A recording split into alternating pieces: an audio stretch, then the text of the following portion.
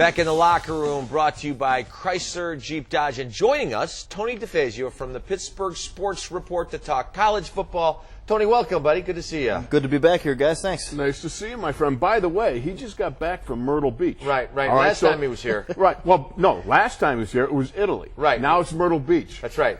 How many vacations? Is Ellis paying you too much over at the Pittsburgh Sports Report? I've packed all my vacations since I've worked there into this one summer. Let's just put it that way. I was just wondering. Finally saved up enough scratch, I didn't know if in Ellis the penny cut jar. back a little. I don't think we got to worry about that being the problem. Now, Tony, when you came back, you brought some dirt from the Coliseum. I brought some dirt from the Coliseum. You stopped outside and threw it in the bag. No, it's from the floor of the Coliseum. Maximus Decimus Aurelius himself just rubbed it up there. You're pulling back the window on Oz here now. Pulling back the curtain on Oz. It was from the new sod right outside KDK Studios here. Come on. Let's admit it, right? That's right. No, anyway, good to have you back. Thanks for joining us. Let's talk Pitt. Start out with and some news there. The freshman hotshot quarterback Pat Bostic left camp. Didn't even get to the point where he could leave camp because he left before camp even started. So, was he halfway here? Left on the eve of camp. The strange thing about this is a kid who was thought of as one of their top recruits, coming into the year. Right. And he spent the entire summer at Pitt. He spent from before Memorial Day, from about mid-May, through the entire summer. Was at the media day festivities on Monday. And then late Monday night, when his teammates showed up Tuesday morning for camp for their first practice, Pat wasn't around. His teammates didn't know what happened. His close friends on the team didn't know what happened. He went home, and we still don't know exactly why he went home. His father has said he'll be back. He's supposed to be back for the second week of camp, which starts on Monday, and but. Whether he's back or not, he misses his first week of camp. Wow. Tough way to start your college career, and it opens up a lot of questions, I would think, especially because the family hasn't said exactly what the situation was. Not that it's our business, but people are going to speculate. Maybe it's embarrassing to say, well, he was homesick. I was homesick. I almost left I wanted to go back my freshman year, too. Honestly, that first training camp that I spent at Syracuse, I had a quarter in my pocket.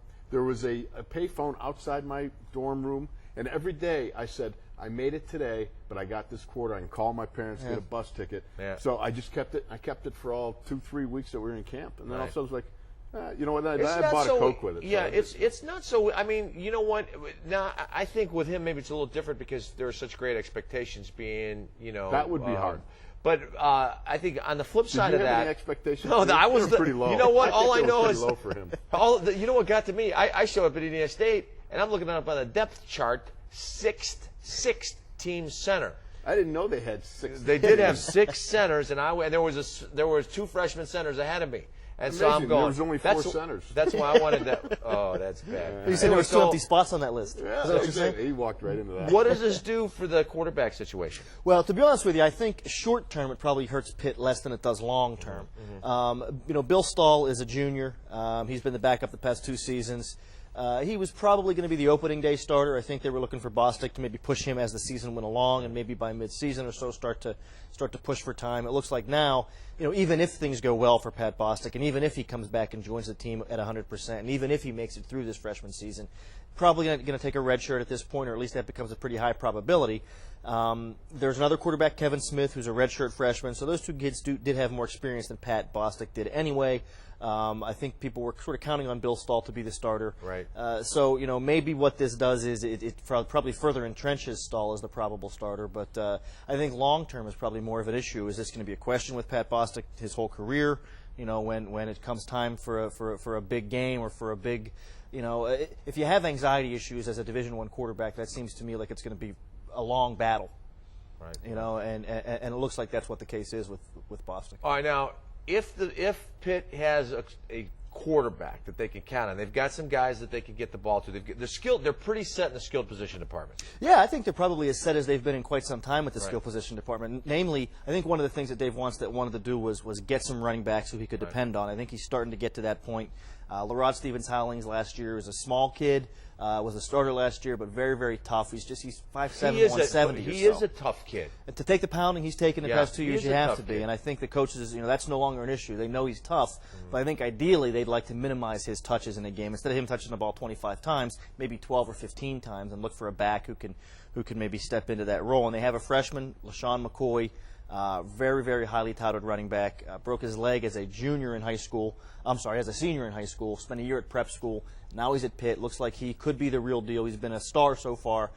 Early parts of camp. He hasn't even, so far this past week, once that's divided it into freshmen and experienced players. So he's been playing with the freshmen so far only. So he hasn't really had a chance to really get out there with the pads and with the big boys and make an impact. But he's looked good so far.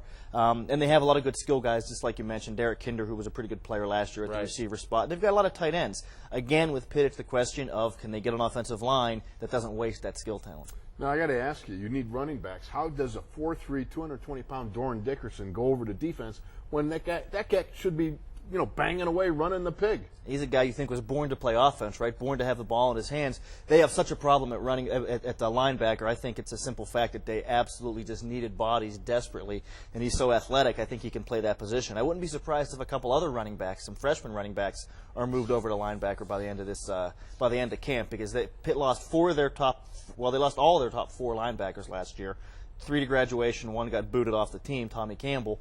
And so they really are in a bind right now at linebacker. The outside linebacker spots are being fought over. 2 spots being fought over by a former quarterback, a former receiver, and a former safety. Wow. So that's where they are at linebacker. Now, Doran Dickerson, he said that he's saying all the right things. I love defense, but if you would have told me I was going to be a defensive player last year, I would have said you're crazy.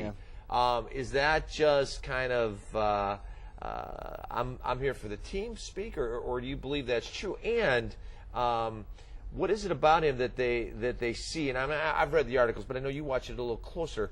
What is it about him that they see? Is it that raw speed? Is it a knack for getting the ball? I'm just curious. I think it's his football instincts, and you mentioned that raw speed and his athleticism. He's a kid who's running a sub 4.4 right now. A high 4.3 outside linebacker.